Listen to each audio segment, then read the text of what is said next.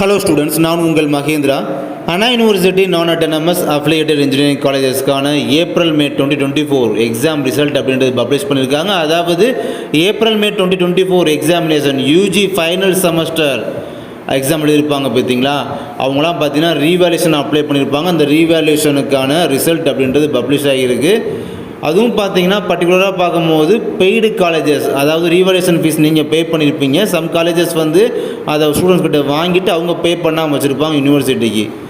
But most of the colleges பார்த்தீங்கன்னா உங்களுடைய நீங்கள் சென்ட் பண்ண மணியை வந்து அவங்க வந்து யூனிவர்சிட்டிக்கு பே பண்ணியிருப்பாங்க. அந்த மாதிரி அதை தான் பெய்டு காலேஜஸ் சொல்லுவாங்க, ரீவேல்யூஷன் ஃபீஸ் பெய்டு காலேஜஸ் சொல்லுவாங்க.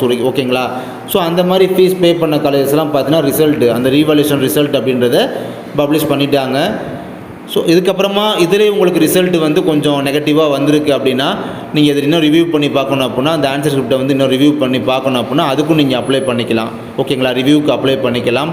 அதுக்கான லாஸ்ட் டேட் பார்த்தீங்கன்னா ஆகஸ்ட் 28 வரை டைம் இருக்குது. அன்றைக்கி ஈவினிங் 5 o'clock வரை டைம் கொடுத்துருக்காங்க. ஸோ அதுக்குள்ளே வெப் போர்ட்டல் வந்து க்ளோஸ் பண்ணிடுவாங்க. ஓகேங்களா? அதுக்குள்ளே ரிவ்யூக்கு அப்ளை பண்ணுறவங்க ரிவ்யூக்கு அப்ளை பண்ணிக்கலாம்.